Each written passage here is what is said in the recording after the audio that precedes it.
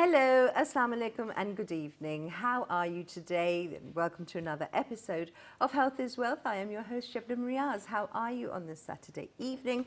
Hoping that you're getting ready to have a fabulous weekend, and I hope that you've been taking heed of all the subjects that we've come up with in this program and you're looking after your health as well. So today we have, a fabulous guest and a fantastic topic, something that will keep everyone, I'm sure, glued to the television screens. And today, we're going to talk about beauty, and that too with the king of Botox, who's here with us today. We're very happy to have with us again once in the studios Dr. Shahid Jamil, who's a celebrity cosmetic surgeon, or nicknamed as the king of Botox. How are you? I'm very well, Shabnam. Thank you for having me again. It's a pleasure to be back. It's a pleasure for us as well, and it's great to have you back. And today we're going to be talking beauty with the king of Botox. So, there's so much that when you just talk about the word and you use the word beauty, you will get a response. Everyone is going to be interested. So, of course, because you are an expert in your field, you have been jet-setting across the world, and right now you're in Pakistan also, for your work. Tell us where you've been and what's been achieved. So since we last met, Shabnam, first of all, may I first start by congratulating you on the wonderful news of your lovely granddaughter. Thank you. I can see the glow across the family, so congratulations to you. Thank you. For myself, I've been traveling a fair amount and teaching. I was just last week in Paris as a guest faculty at the IMCAS stage, which is perhaps the largest cosmetic meeting currently around the world, with about 12,000 delegates attending. So there's a privileged opportunity to teach and demonstrate our techniques to fellow colleagues from all around the world, including some who attended from Pakistan. So that's what I've been doing from here. Next week we'll be in Karachi, speaking at the Pakistan Association of Plastic Surgeons, addressing them and teaching the techniques that we use around the world, and addressing how we can achieve things without necessarily scalpel and without the aggressive things that we do in surgery. Now we have better options that are accessible. That's the minimally invasive, is it? The minimally invasive techniques that are growing very rapidly and accessible to the world, to the younger audience, and to get a more natural looking result. So it will help with rejuvenation, and of course we can identify beauty points and stage our treatments so that we can do it in step by step rather than one big massive surgical treatment. So these are some of the things we're learning and teaching, and I'm here to share them in Pakistan. You're here to share your expertise, and I'm sure that the cosmetic surgeons here are really benefiting from that as well. You just mentioned the natural look. So how much of cosmetic surgery can actually work to giving you a natural look, and that versus makeup? What is the difference? It's a very good question. So as we discussed earlier off stage, we were talking about what it took for me to understand what is important for a female, at least. Yeah. And in doing that, I spent a fair amount of time in New York and Boston. And whilst I was there, I decided I would do a nice Chanel makeup course. Oh, that's something you hear from many, cosmetic surgeons to have done that. So I took on the challenge to understand what women really want. Okay. And in understanding that, I was in incognito, working and learning at the same time with makeup departments. And you got to understand what women really want in terms of makeup, whether it's highlighting under the brows, or whether it's highlighting the cheeks, or contouring the cheekbones, or putting a little bit of white in the middle of your chin to bring it out, creating lips with beautiful borders and white in the middle to make them look accentuated and juicy and fuller, contouring the nose if there are certain defects that God has blessed us with. Shaping the brows, what is the ideal brow, where should the peak be, where should the head be, the tail be, what is the proportion of width. All these things go together to make what we would assume to be a beautiful face, not just the one thing in isolation. And how we achieve that in cosmetic medicine and surgery is, of course, without makeup, we can sculpt the face so that certain elements or beauty points like the cheekbones are highlighted at their peak or optimum position. Right. With aging, as you know, we change, things drop, and so that position shifts, and we assist it with some makeup by taking the contours and putting it below our cheeks, highlights there, and of course taking out the shadows under the eyes. So With cosmetic surgery, we can three-dimensionally sculpt faces so that you look good on animation as well as in still shots. And that's important because as we wake up first thing in the morning, especially in the Western world, we don't necessarily put up makeup. The females want to go for a run, go to the gym, and enjoy a natural look. So that way, I think we're able to create a harmonious feel across the face without looking done all the time. Right. Right, okay. So sort of in answer to that question, that what do women want in a broader view, if we talk about it psychologically as well, what is actually going on? So I think it's no doubt women want to just look beautiful, and not just for their partners or their prospective partners. We want to look beautiful for our own families and ourselves, most importantly. It's a great boost in our confidence, and I think that which woman doesn't want to look amazing, just the hottest girl in the room?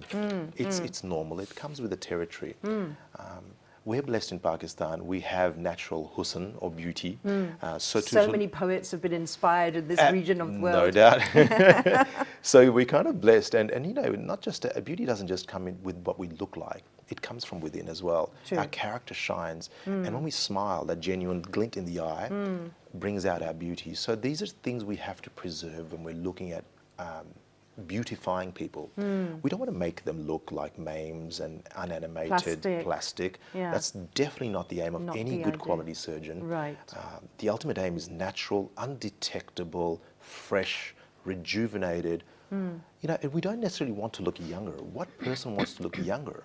We want to look great, the best, if that be whatever age we are. Yeah. We seem to have this you can age gracefully as well. Absolutely. Yeah. It's just, if you look great at 40 or 30 or 20, then that's great. And in fact, what you're saying is absolutely true. It's a glow that attracts you the most to a person. And I think it's the main thing is a person's skin that's reflecting a lot before you even speak. Look, that's so true. And speaking in front of surgeons, we have this concept, we must do facelift and surgical proportioning of bones and fat pads. And then when we speak to dermatologists, the concept of skin health and skin care and glow certainly comes in. And we have some of the best dermatologists, no doubt, in the world here in Pakistan. And so once again, we'll be addressing them in July, coming back to speak to the Pakistan Association of Dermatologists. So I think the healthcare regime for looks doesn't just start, in one surgeon's hands. It goes across to skin health, and it also, the responsibility falls back to the patients. Right. To have good exercise, good water content, good sleep, good diet. It's a combination of everything. And healthy skin care on a nightly routine. Right. So we all work together as a team to make the person look beautiful. It's not just in the hands of one person or another. So. Right. Okay. Now that you've told us what women want, if I could ask you this question, what do men want? Because we now see quite a few men coming forward and having procedures done, don't we? Absolutely. The industry for cosmetic surgery for men and cosmetic enhancements for men has come a long way to the point where it's the fastest growing aspect of medicine today. Okay. So in terms of growth, whilst women still hold a large proportion of the industry, in terms of growth, men's cosmetics is definitely the fastest growing industry within medicine. Companies. That's quite remarkable. It's huge. Because you actually don't think. No, we take it for granted. Yeah. So companies are investing in men's care products, lines, branding and marketing is targeted towards men with more masculine looking bottles that are darker or dark brown, so that they don't feel the stigma of putting that on their bathroom shelf. Okay. It's not a pink golden looking bottle, it's a black bottle, so that they can feel confident within themselves. And I think as men see their partners rejuvenating, they don't want to be left behind. Okay. And so there's the element of competition, would you say? Well, the element or of a just friendly rivalry? A friendly rivalry, yeah. but men are more now in tune with their looks and their bodies. Right. Men have dispensable income, in the West at least.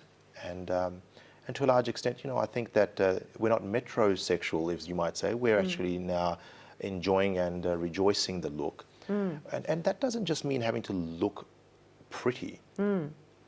Ensuring that you have a rugged look is equally important. It is still a look. True, so whether you have a definitely. good growth or a good beard, you can still have good health, healthy skin underneath the eyes, good hair, good grooming, good nails, it all goes together Right. to, I think, make you presentable. Okay, so what are the procedures that men are generally, fond of having, and what's on demand at the moment? So men generally want to have great skin, and particularly the area under the eyes, because they work long hours and they're in the outdoor sun, and Right. they're exposed to more pollutants. We generally want to have great under eye area, so we don't look fatigued or lack of sleep. So whilst we don't mind having wrinkles across the forehead in men, we generally want to look refreshed under the eye. So Right. the area under the eye across to where our lips are is a very important area for It's rejuvenating a for men. telltale sort of It's a telltale isn't sign it? of how your Yeah. week has been. True. And more men are starting to sculpt their jawline. It's a big thing for us.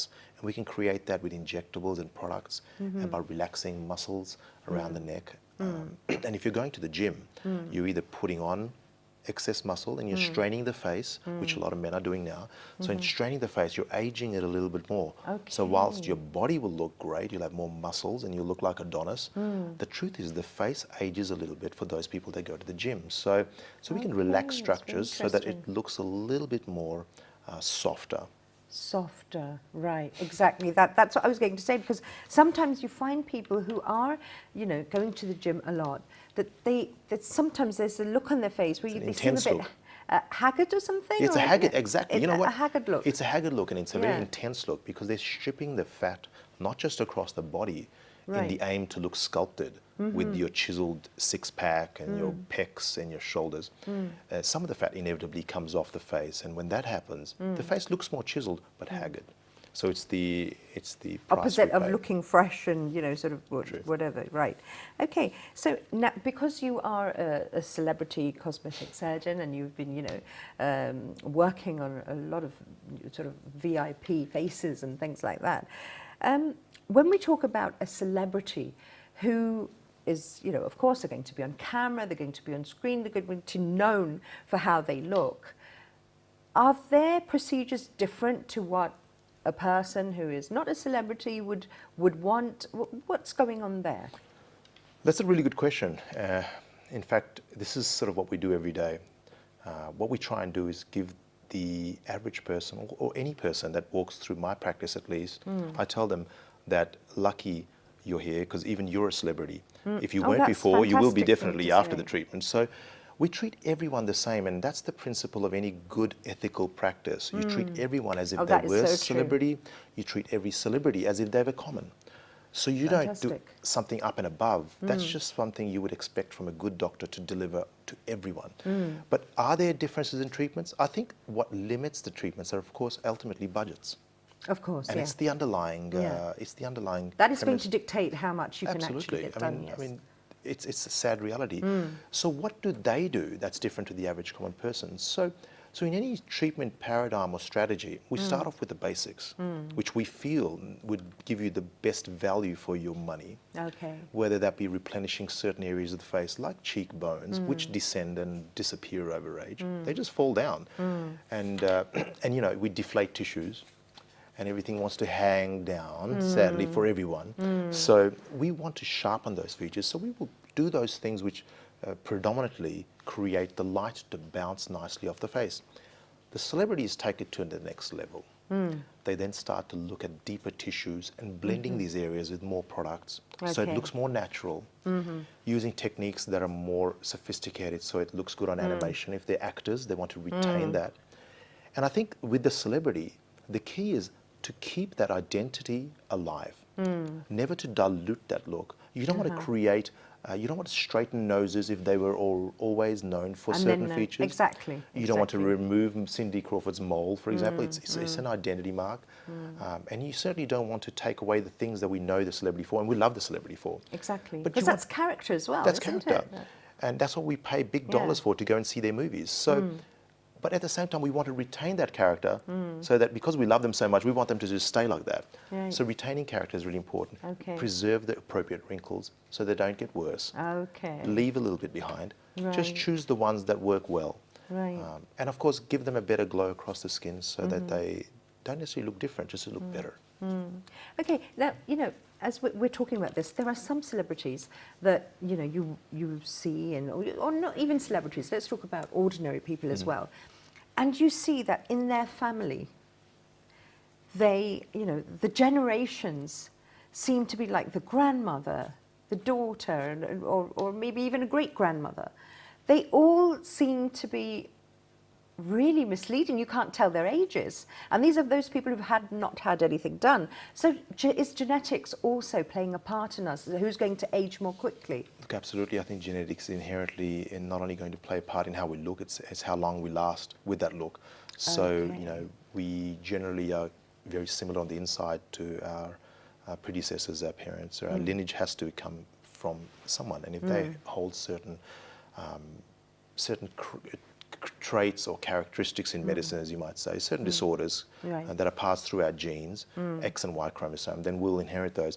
The same comes with our looks. You know, we want to be identified by which family lineage we're from and be Right. proud of that. Right. You should look like you're from royalty, if that's what you are, and that helps us protect our roots. And I think I mentioned that last time, that that is so important for protecting our species, that we look a certain way.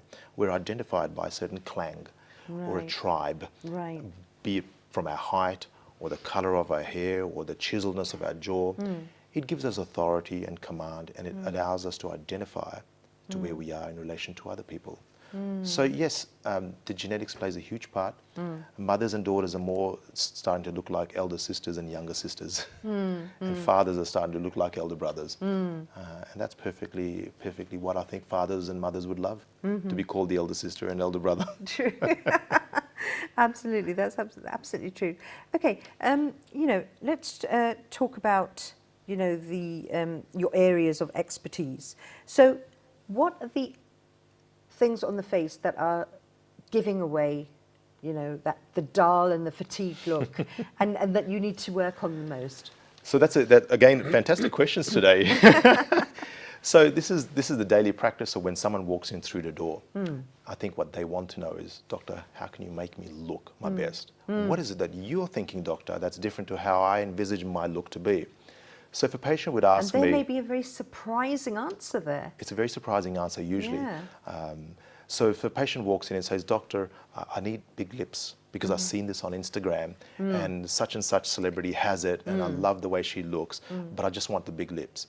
So patients come in with isolated views of beauty components of their face. Right. And our job is to put that in context of the entire face so that it looks natural.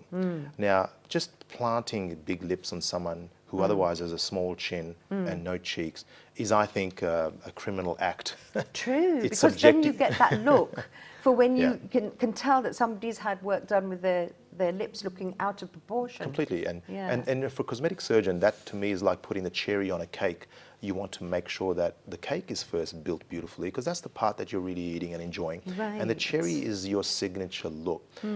Cosmetic surgeons and physicians and doctors and dermatologists should identify their work by the beautiful creation of such things as lips or the area around the eyes, and not make it look unnatural and what we would say trout pout or fish lips, as you might say. Yeah, exactly. So such things are important. And I think when you're asking an expert of how I would sculpt a face, you're actually asking my experience of what I think is beautiful. And that means you're asking me to share my travels from different museums, from attending catwalks, from seeing hundreds and thousands of Vogue magazines, or in Pakistan it would be other magazines, Visage, Libas, and so forth, and identifying what makes a girl appear on front page and why perhaps she is on front page. Is it just the clothing, or is it the look, or is it something she's conveying in her attitude with her facial expressions?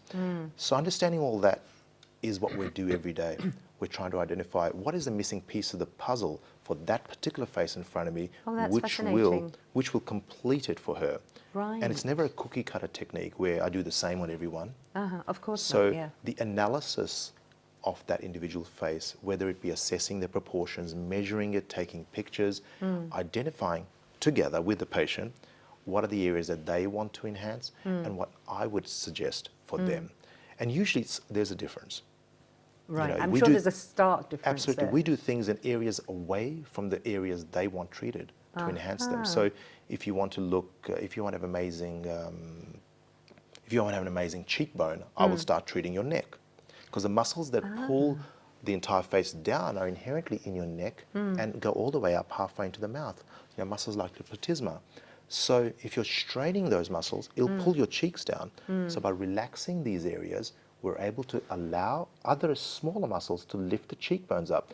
So these are the sort of things that we do by understanding of anatomy, how the muscles are attached, what's at the deeper layers, and understanding how the different treatments will work together to create the final look. Right. So that sounds like a lot of counselling as well for patients. There's a lot of counselling before, during, and of course after. After as well. As to what to expect, not just immediately, of course, within the first few days when there's swelling, and of course within a week or 2 weeks when there's more natural results as treatments have settled and inflammation has gone away. Okay, we get, you know, when you come to Pakistan, and because of course, you know, you're practicing all over the world and you're using your expertise there. When you come to Pakistan, do you find that there's a specific, you know, more of a demand here for getting certain treatment done? Then does that sort of correlate with a global view of beauty? Because of course beauty is perceived in different ways in different cultures and around the world. What are people usually more concerned with here in this region of the world? Well, let's start off by, I'm from Australia and I travel a lot in Europe and North America. Let's start off by asking ourselves, during summer and winter, what are the big products that they sell abroad? They sell tanning lotions. Everybody wants to look tanned and dark. And here it's the reverse. I mean, I don't see that on the shelves in Pakistan. I see whitening lotions. Exactly. I see the whiter you are, the likely you are to be associated with a high socioeconomic circle. And it's like cultural. The same with Japan and places like that. We have geisha girls that look very white. So the first thing is the color. Yeah. And in doing so, dermatologists and companies are, I think,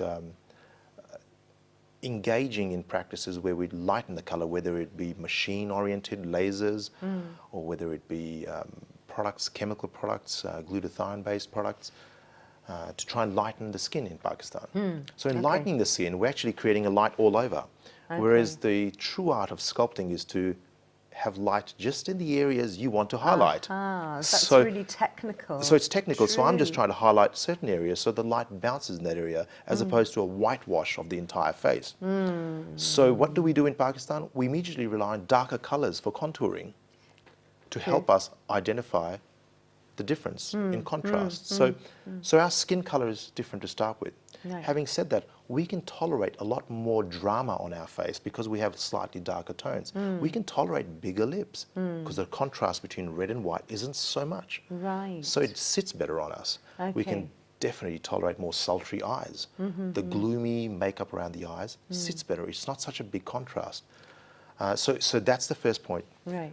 But in Pakistan, there is a huge push towards wanting what the West has. That's always been the case. Yeah. We follow their lead. Yeah. And so injectables and treatments with dermal fillers.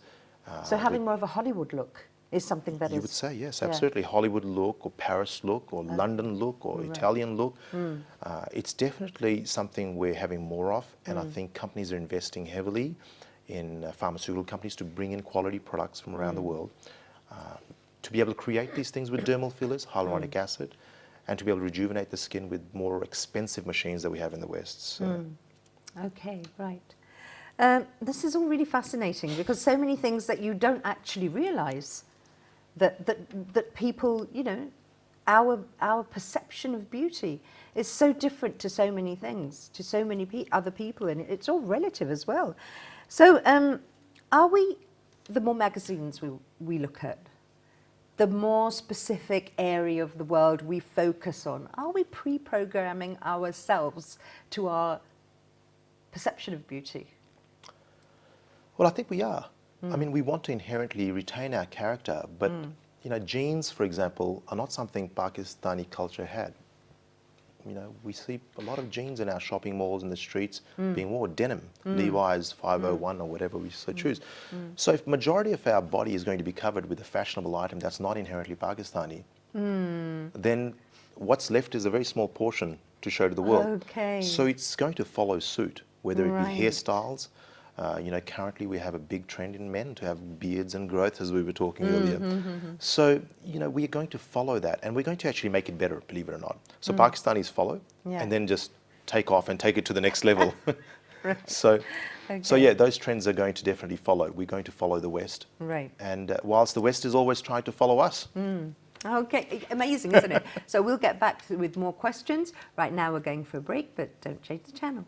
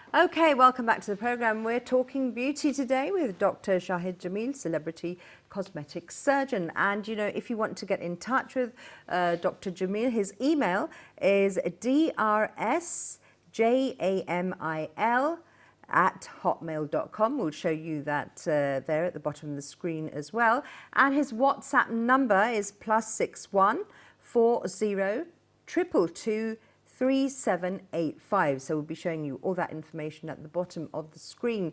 Now, Dr. Shahid, you know, if you have, you know, in recent Vogue magazine, you've been voted as one of the best injectors in the world.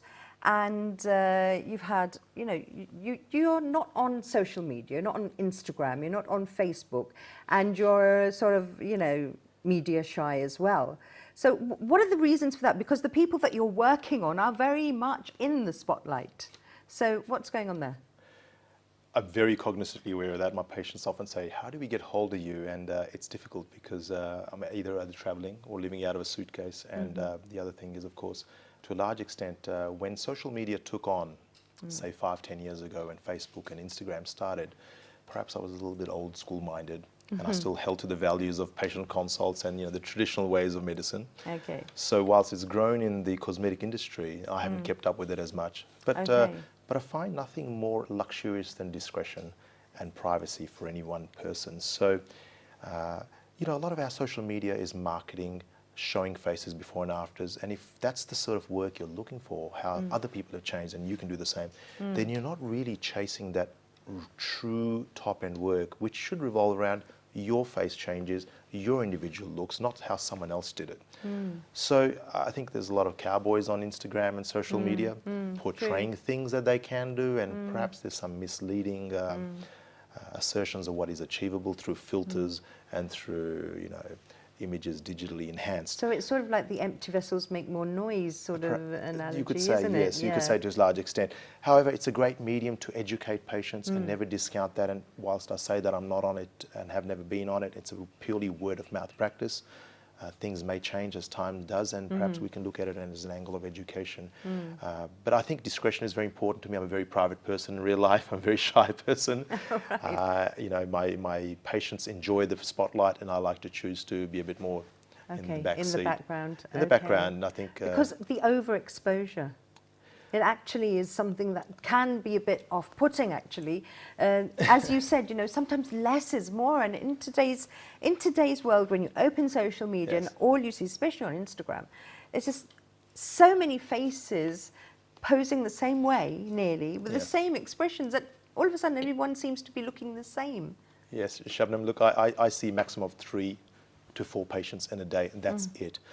My average consults take a significant amount of time longer, and I've been doing this for over 20 plus years in the Western world. So I understand that a quick treatment doesn't exist. Patients have to be just allowing themselves adequate time. You can't rush a perfect masterpiece of art. You have to give it time, and being someone's face, you have to take delicate care, be sensitive, and be a good listener, because during the course of consult, it's not just me telling people what they need, it's listening to what their insecurities are, what brings them to my desk, what brings them to my office. And there's other layers of apprehension. So you're doing a lot of psychological analysis as well, aren't you? There's a lot of psychological hand-holding, reassuring, telling Right. them that these are the treatments perhaps they don't need, or what would really work for them. Right. And I think reading between the lines is really important as a cosmetic surgeon. Right. Patients don't come in with everything on a silver platter. You have to try and weed out. Sometimes they confuse themselves as to what they confuse really themselves. want, So we are always constantly challenged with what is it that they really want. Is it a genuine concern? How can I best deliver it without posing risk to the patient? How can I do this safely? And how can I make the results last? How can I make the results look natural so that's undetectable, particularly at the high end when they're in front of cameras and they're constantly exposed to media? And how can I do this so it's economical and affordable, so that they're not put off by it, so that they never have it done again? So we want to make sure that they stay refreshed. Right. But saying that, I don't currently have social media. It's a hot topic within our practice. I get asked all the time. I am contactable for those that want to find me. You can either find me, of course, as you mentioned, through my email. Right. We have a website, jamil.com.au. Right. And then my contact details are on that. Right. But effectively, in Pakistan, when I'm traveling, I'm affiliated with some good dermatologists and surgeons here. In Islamabad, as I mentioned last time, we have Dr. Shehbana Khan, Who's been on the show as well. who's fantastic as well, and yeah. fantastic. She's a great advocate of the type of work we do, and she has the IPL clinic, which I think is a great place for people to go and visit. Right. And if they certainly want to contact me directly for any advice, I'm more than We've given happy. the WhatsApp number as well, Absolutely, and more the than email. happy. It's something I enjoy as a passion. Teaching is an art and passion. I think Fantastic. I'd be delighted to help any viewers if they want. That's great. Okay, so I wanted to ask you. You're doing work with a lot of VIPs and royal family as well. So a typical princess. I mean, this sounds sort of cliched. A typical princess. What work would you be doing with her? And can anybody end up looking like a princess? Well, what's the sort of approach there? To begin with, we just talked about discretion. It's very hard for us to define who these princesses are, but I think when you're affiliated and doing work in a small industry, leaks out that such and such did my face. Okay. Many patients, while they protect their insecurities and their privacy, others boast about it. Okay. Oh, I saw such and such surgeon. Okay. And in certain so you're cultures, having different. so in certain cultures, they love to boast about where they went, what spa they attended, what surgeon. So the word leaks out eventually, you're doing certain faces. Right. So with the princess look, when we're doing royalty treatments around the world, we obviously have one certain constraint not to worry about, which is called budget. And I think that they want to get that best look. So that certainly helps things. It helps things, but at the same time, you can't keep doing things for the mere sake of it. You're not there as a salesman, you're there as a doctor to treat and treat optimally. And you don't want to overdo anything because they will look bad. And, they travel the world in private jets. Right. They go from New York Fashion Week to Paris Fashion Week to Milan. They stay at the Beverly Hills Club. They're at the Ritz-Carlton London, at the Savoy. I can't tell them what's beautiful. They already have that preconceived idea what is beautiful. They shop at Hermes and Louis Vuitton and Gucci.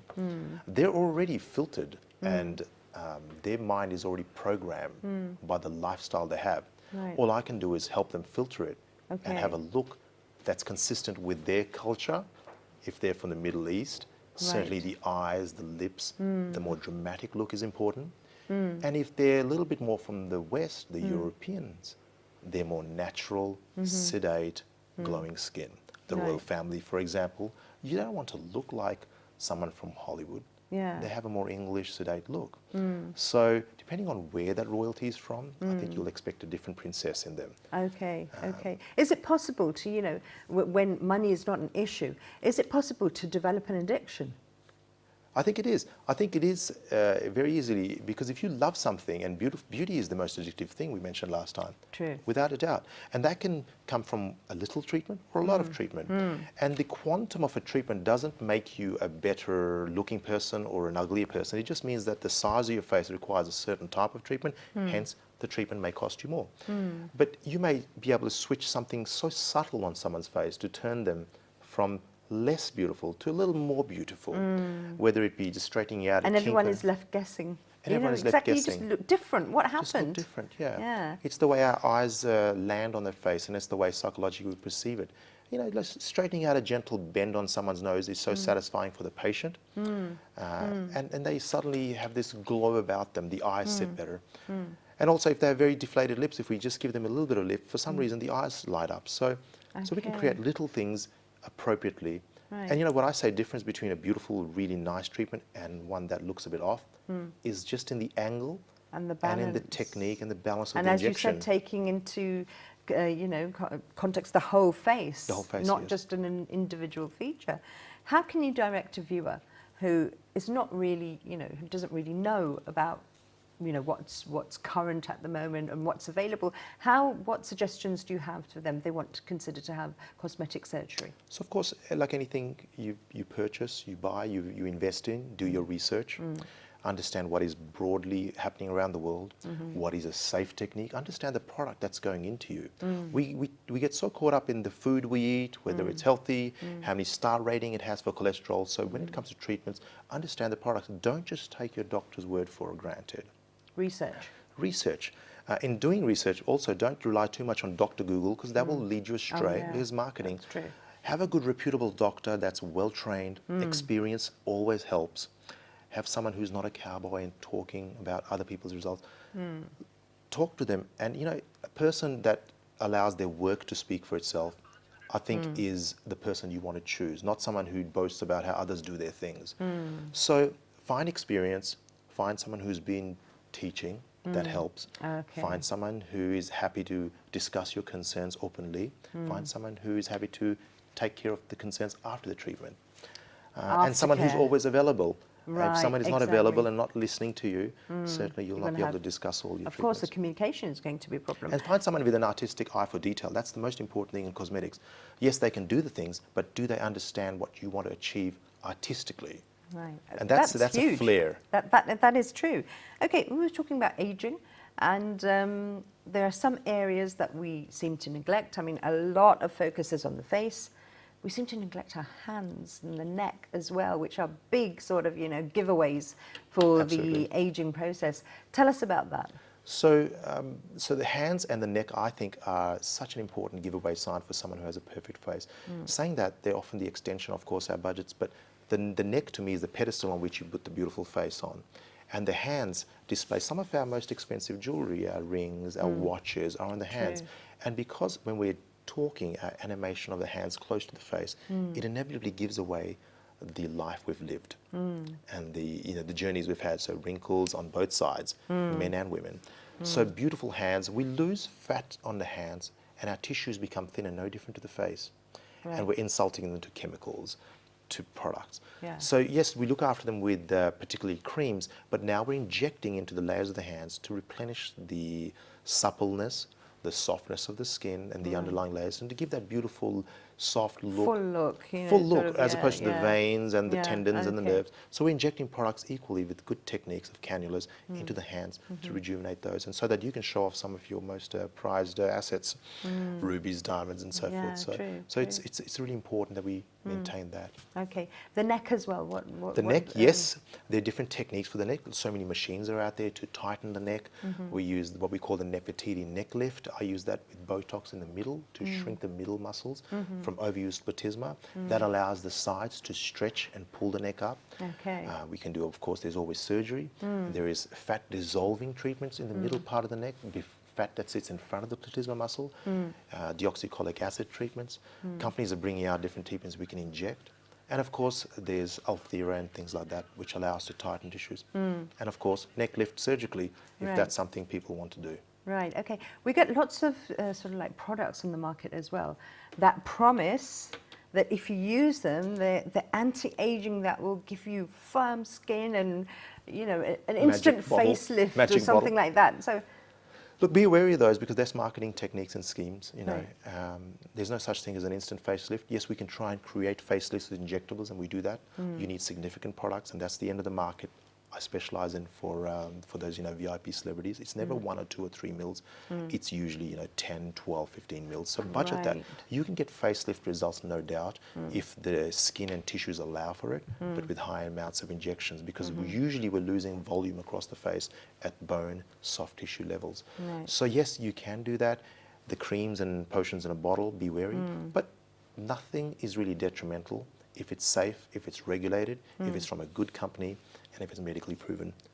Use it all. Do Right. whatever you can at different levels. see what works for you. What works for you. Yeah, but just But know don't that don't be too gullible. you have to treat all the layers. Skin Right. and topical things can only go so deep. So True. my treatments start from the bone, work their way up, whereas creams go from the top. Only so far they can go down. There's a limit to that. And get Okay. advice on these things from a good dermatologist. Right, and you know, unfortunately, we're coming to the end of the program. It's been fantastic talking to you, as always, Dr. Shahid. In our next program, you were mentioning that, you know, it would be nice to have some different faces that you can then explain exactly what would be done on that. So we're looking forward to that program. I'd really look forward to that. And if someone wants to volunteer to come forward, whether it be a celebrity, Sure, we can sure. do So, facial you know, mapping. Right. Okay. So if you're watching the program right now, and you know that would be sort of a free consultation on air, and you're interested in that, do contact us, and we'll have you on the program, and then Dr. Shahid can, you know, tell you We can about at least what you talk the can. theory of what should be done Of what should and be how we done. do facial mapping, and that's Right, something I'm looking exactly. forward to. So before we go, a message for our viewers. Pakistan is fantastic to be here. Keep tuned, and as patients, you know, understand that we have the most amazing facilities here. Definitely invest. Look after yourselves. Protect your skin from the harsh suns of Pakistan. True. And rejoice in who you are. You don't have to change everything. You know, we're all beautiful people in our own right. Rejoice in that. Have the confidence from other facets of life. You're always going to be loved. So, but if we can help you in any way, we're here. Okay, fantastic. Thank you so much, Dr. Shahid, for being with us Pleasure. It's today. a pleasure always to be here. Thank Same you. here. Okay, and you know, Dr. Shahid's message, everyone is beautiful, everyone is a celebrity. It's about how you think and how you actually perceive yourself.